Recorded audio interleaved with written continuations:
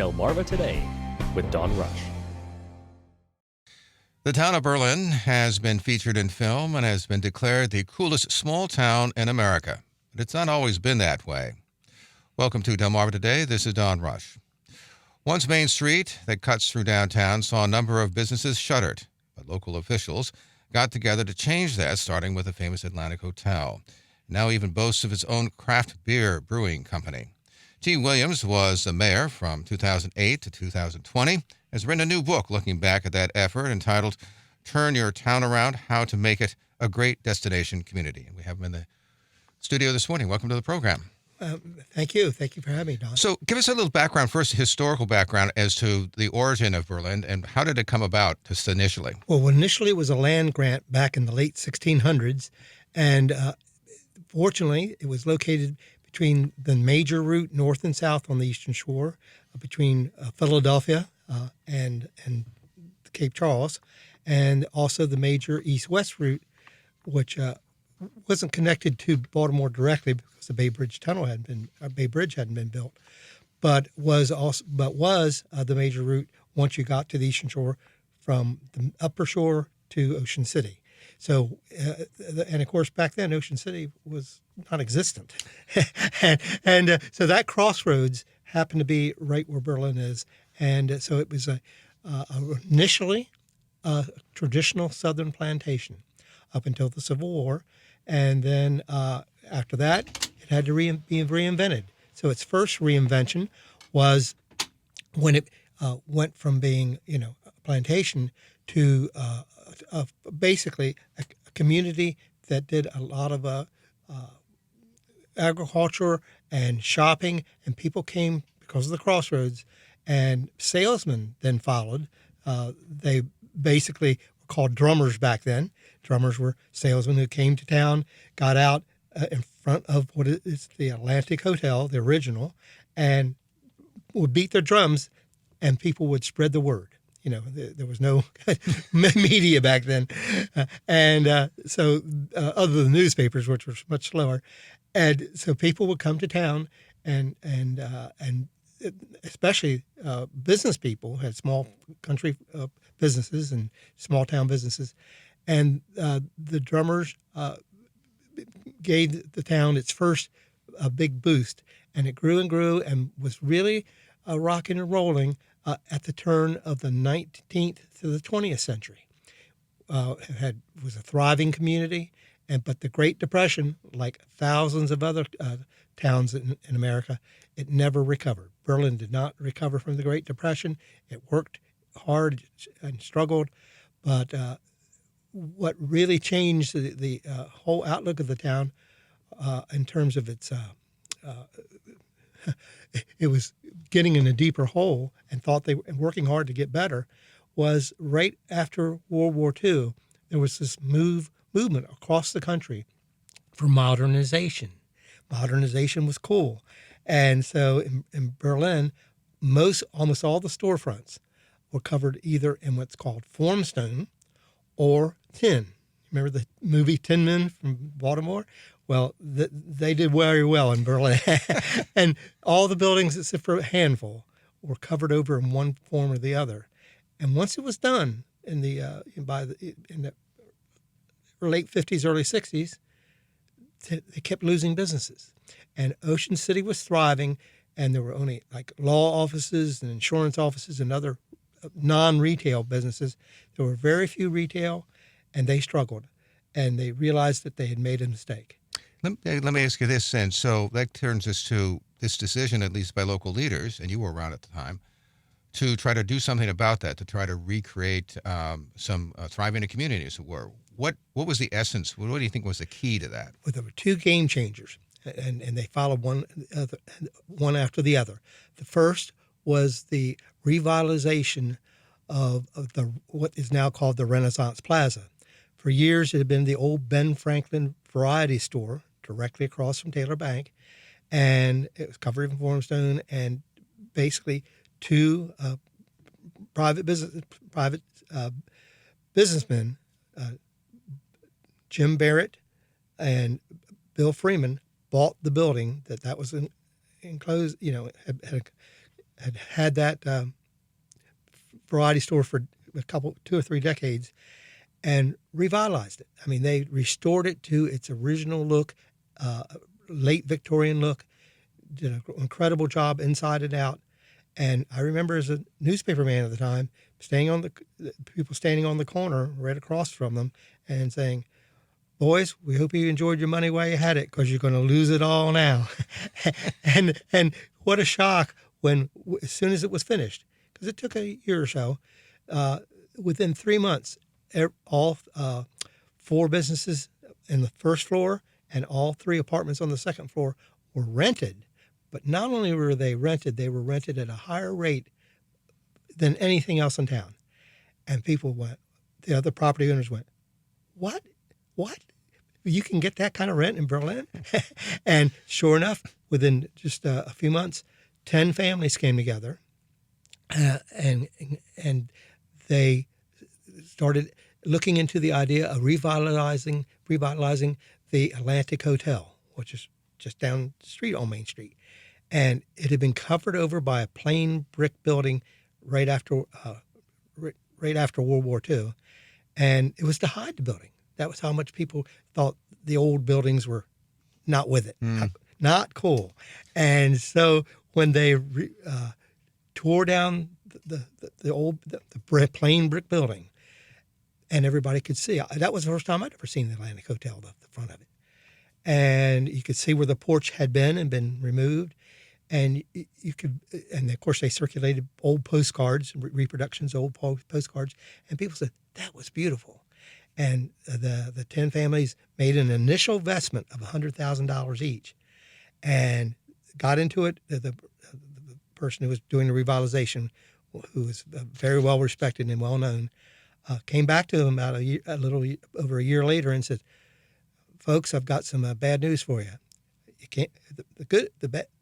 The good news is it can be revitalized, but the $100,000 is just a down payment." And within a couple of weeks, they all agreed to come up with the second major investment, which has never been revealed. But they restored it beautifully. And when that was restored, that gave many other property owners the opportunity to revitalize their buildings downtown and restore it. And it also started bringing a lot of visitors to town. One of the last times we spoke, you talked about the Atlantic Hotel as basically an anchor, which is sort of something that, when we talked, should be maybe utilized by other towns that want to do the same thing, that they have to have some focal point. How important was that then in terms of creating that initial anchor that then spreads out? Well, I think every community has something. And of course, every community is not identical. Right. But you may have a museum, or you might have an older retail store, or you may have an apartment complex, but something that is historical and can be revitalized. But if you take that initial step, then it will spread to other properties. It is interesting. Somebody has to say, "This can be done," and show it, and then others will follow. Is it a leap of faith? Yes, it's a leap of faith, but it's one that doesn't happen by magic.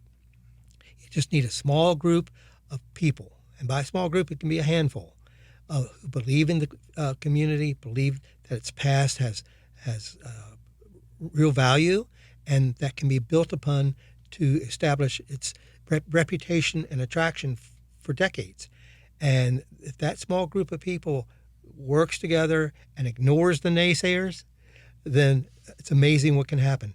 Berlin certainly had its naysayers, but once the revitalization started, the naysayers just gradually faded into the background. One of the other things you talk about is this idea that the local businesses all began to look at themselves as part of a community rather than just simply competing against one another. Tell me a little bit about that spirit, because I know you were talking about this idea that it was not just simply an anchor, not just simply the kinds of things that got started, but that there needed to be some kind of sense of community amongst those businesses. Yes. One of the things I think has always been a benefit to Berlin, with rare exceptions, the businesses complement each other. They're not there to compete and replicate the same services and goods, but to complement their neighbors up and down the street. and it makes all the difference when people come. They don't find the same things in multiple stores. I'll give you an example that I have in the book that I know happened again back when in my newspapering days, and a woman came to one of the shops, looked and was and was greeted and treated very nicely, but she couldn't find what she was looking for. So the shop owner said to her, "I'm sorry you can't find what you want. Now, exactly what are you looking for?" And she explained it, and the woman who owned the store told her helper, "You man the store. I'm going to take her down the street." She went down Main Street, took her to another store, introduced her, explained what needed to be found, and she was found just what she was looking for. That woman who was the shopper went back and told all of her friends. This is the early days of early, I guess, pre-social media, but got the word around, and people started coming to town and realizing that the shop owners worked with each other. They didn't cut each other's throats. They didn't try to duplicate services, and that still continues today. If there's multiple places to buy something, they're different things, different brands, and different offerings. But the idea that everybody's just going to cut each other's throats, what happens is everybody dies. The other thing, of course, is that you're right near Ocean City, and Ocean City draws thousands of visitors every year. And that would seem to then draw visitors away from, say, nearby towns like Berlin. And I think you talk about turning adversity into advantage. Yes. Tell me how that relationship between those two towns and how you were able to utilize that draw that perhaps people went to Ocean City, but they also went to Berlin. Yes, it is definitely proximity. Of course, immediate proximity is very good, and that helped get Berlin revitalized and restarted. But when people would come to Berlin, when people would stay in Ocean City, they'd often say, "Okay, we've seen the beach, we've done all these things. We'd like to do some local shopping and so forth." And of course, the Berlin downtown businesses had done a very good job of handing out brochures to all the hotels and motels and Chamber of Commerce in Ocean City. The chambers worked together, and they basically said, "Well, why don't you try this town next door? It's only 10 minutes away." And sure enough, people would come over and they would go, "Wow, this is a different kind of pace." And the interesting thing is, we attracted really good people. We've always had an unwritten understanding that we wouldn't have cheap drinks and food. So we don't have rebel rousers. Just don't like Berlin at all. But good people come there, feel relaxed and comfortable, and they come during the late morning, stay through the afternoon, early evening, and then they go back to wherever they're staying or live.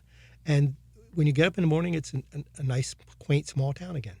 One of the things in your book, you mentioned the role of Joe Moore, chair of the Berlin Historical District Commission. And one of the things you refer to this idea of other communities, one community in particular, tried to do revitalization, wound up to be basically a T-shirt shop town. I don't know what town it was, but I mean, how do you avoid that?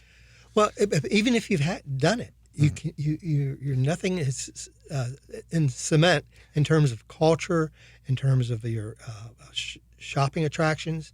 And I think what you decide is what will attract people here that will bring good people who will want to visit and will want to have a good experience. I think the key is when someone goes to a community and they feel like they're treated like a tourist or a stranger, either one, people will not adapt a feeling for the town, a caring. But if you do that, if you talk to people as if they're neighbors and friends and even relatives, that people will carry that back with them. They'll tell people, and they'll not only come back themselves, but they'll bring other people with them, and those other people bring more with them, and it just naturally spreads. And it doesn't happen in such a quick change that everything's disrupted, and it's a very natural progression. And I think that the way people are treated makes such a difference, and it makes more of a difference in the 21st century than ever in terms of when you're visiting a community. There's so many places you go in metropolitan areas and even suburbs. Everybody, they know a handful of people at most, but almost everyone is a stranger. When you come to a small town, it's not that way at all. The other thing that seems to be key is events. I know, for instance, here in Salisbury, they've been developing a number of events. Obviously, the National Folk Festival is one particular big one for us. They did a great job. How important is our events, and how do you develop those? How do you attract these events to come to your town? Well, basically, you home grow them. Okay. You use local talent, local people, and build a base. But then, as soon as you build a base and get that at least started, then it's easier to bring in groups of a similar cultural appeal. And this is something where, give an example, the in Berlin they started the Fiddlers Convention. The Fiddlers Convention, country music's always been popular, but there was no place along the coast where you could have that kind of competition and entertainment. And of course, people came. They weren't charged admission. You could either watch by standing, walking through, or seated, and it has just exploded. And now it's in its 30th some year, and it's just as strong as ever. And that's just not the only one. Now, like in our little town, we have events from early April, all the way through New Year's Eve, and it's not every weekend, but it's every month, and sometimes 2 or 3 a month.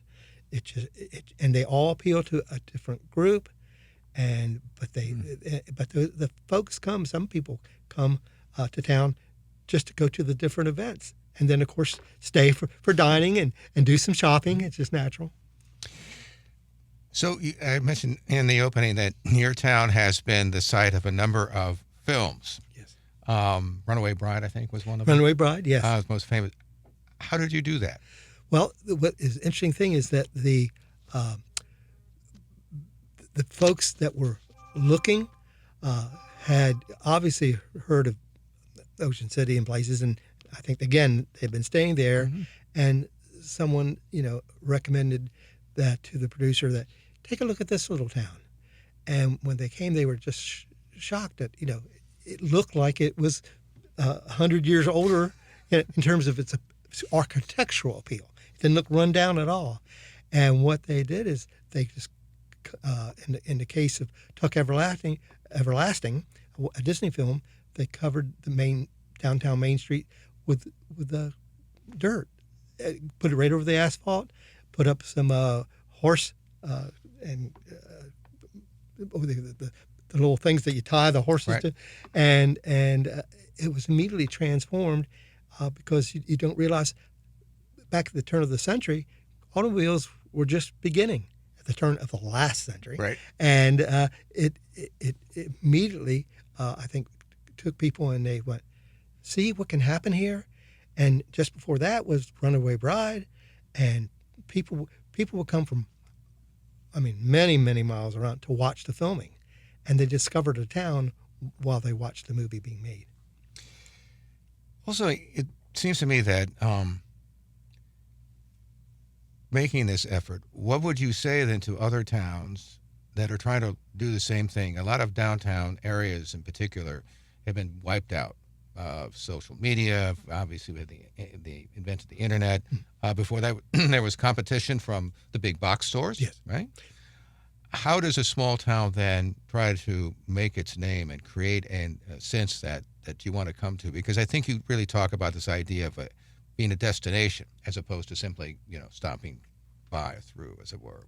Drive-through. Right, drive-through, right. How do you do that? How do you get that? Well, I think the first thing is to identify what are you proud about your local community culture. What are the things about your culture? What are some of the artists what are some of the things that you're most proud of, not because of money, but because of local pride.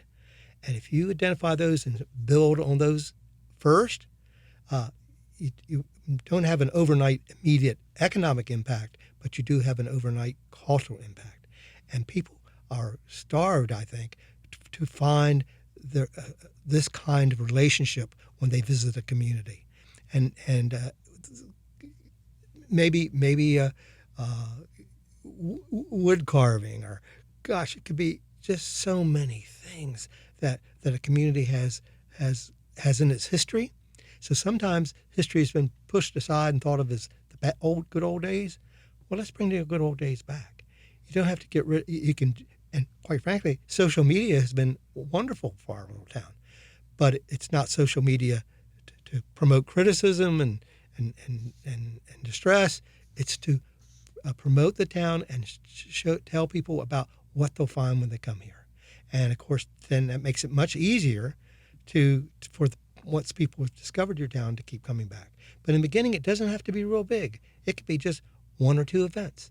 And from those one or two events, you kind of create the stage, and your community does become a stage. Your downtown can. And any downtown can do that. But especially if you start with targeting certain places, that's buildings and places where people can gather that have a historical feel. You don't have to redo the whole town. You can start someplace, and it will then naturally expand from that, because why wouldn't anybody want to be part of a revitalization? The other thing, of course, I mentioned is you have a brewing company. It's Burling Oak. Does every community need a brewery? It seems like everybody in Delmarva has got a brewery. Well, and I think that's something over the last, especially since the beginning of this century, has become a nationwide phenomenon. And certainly, Burling Oak Brewery has brought a lot of new people to town, and they have done a very good job. And now they distribute over the East Coast and won many awards. But it doesn't have to be a brewery. But I think you have to have a lot of social appeal, and breweries naturally do that. And I think one of the things is the idea when you visit, you shouldn't feel like you're just anywhere. You should feel like you're at a special place, and I think they've done a good job with that. So in terms of the community itself, obviously you have the growth of the downtown area, or at least in terms of its development, necessarily getting out beyond its limits. How has the community fared then in all of this? Because once you get out of downtown, there's basically lots of homes, as it were. Mm-hmm. How is that going? Well, the interesting thing is that the town had the foresight back in 1970 to become the downtown, to become part of the Maryland Historic Trust. And they have very strict rules, but the downtown was designated for that. And you cannot just build anything or tear down anything. So that was a very critical turning point. But it left the residential areas where people could still build what they wanted, but people wanted to be associated and preserve their history, not tear it down and have lots and lots of new apartments. The apartment complexes in our town are in town, but they're on the edges. They're on the area where there might be further annexation in the future, but there have been no tearing down of beautiful old homes. I think the last time I remember one being torn down was in the mid 50s or late 50s, and again, this movement started in the 70s. So we have sort of a cultural appeal, both residentially and commercially, that complement each other. Got to ask you about the sports complex. Okay. And I mean, matter of fact, I remember talking to, I guess it might have been the former mayor, but when this thing was being proposed, and he felt that the town had not really been consulted very well. Oh, no. But the thing that struck me is here you have this thing that perhaps might be a good investment. You never know. We can project out. And yet there was this sentiment that this was either the wrong place, or that this couldn't be done, or that the town or the county would not be able to handle not just simply its construction, but obviously it's running it itself. What do you make of that conflict? Well, I've thrown a bunch of stuff out there. But I have very firm and passionate feelings about this whole issue. I think the idea is a good idea in the wrong place, and this is something that certainly the Berlin area makes sense, because you got to be far enough off the coast to make it economically possible. But it shouldn't be where it's so closely impacts a residential part of the town. And I don't think it would be fair to the people in what is generally preferred East Berlin, because that continue to be the crossroads, US 50 going north, US 50 going from west to east, and US 113 going north to south. But I think it would be very much an advantage if it was just a little farther out of town. So it can be its own distinct thing when it's active and when people are visiting, that doesn't have a negative impact on either the residential area or the downtown. We don't need traffic for traffic's sake. In fact, that's one of the appeals, is get people out of their cars and get them walking. And I think that, someday, I don't think it'll be in the next few years, but someday I think that will make sense. And I do think that it needs more private investment with maybe some help from the government, but it shouldn't be a primarily government-driven investment. Do you think that that the local governments are up to overseeing something like this, even if you do have a private company who obviously manages and that kind of thing? I mean, are they up to this? Because that's one of the challenges. If the local governments work together, I think together, which is critical, I think, to the success of this idea, if they work together, they can provide enough expertise, and the partnership can be a very big plus. But I don't think any one by itself, even a municipality as successful as Ocean City, they've got plenty on their plate already. And I think the county has many different areas of responsibility. But if they could each partner, and again, partnership is the key to all of this, the revitalization and to the potential of the sports complex, is everybody's willing to do their share, I think you can come up with something very successful. But to throw it all as the expense of Worcester County, or all as the management of one company, no, I think that's not a winner. What do you think went wrong? I mean, was it just simply rushed into existence? Was it, you said a moment ago, it's in the wrong place, maybe it should have been somewhere else? I mean, I remember the mayor of Ocean City being at one of the meetings where some funding was approved, and he obviously was pushing for this idea. I mean, what went wrong here?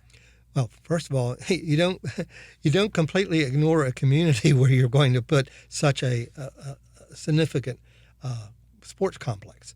And Berlin certainly was not consulted, was not brought into it at all. I don't know why, because certainly Berlin has been shown that it's adaptable for the right things in the right place. And I think that naturally brought a lot of resentment, because everybody says, well, you have nothing to say about this as a community, but we're going to put it in your community. And it would have been inside the boundaries. And that's just, I guess there was a rush that had something to do with maybe the people wanting to sell the land or something. But that rush had nothing to do with what I call a good strategic plan for making it actually happen. You were around for being declared the coolest small town in America. Yes. How did you get that one?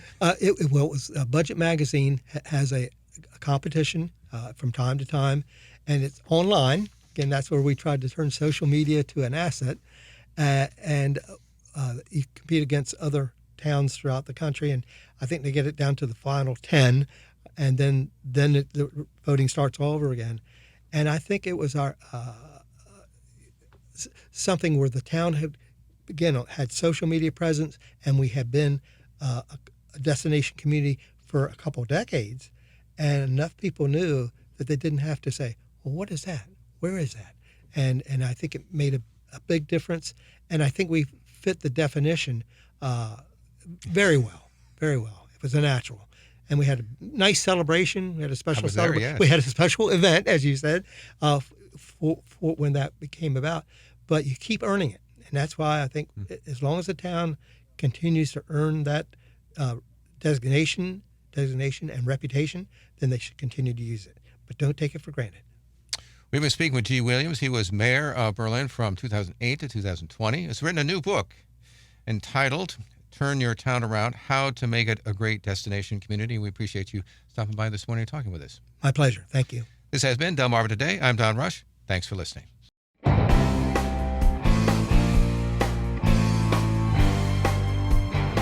Delmarva Today with Don Rush.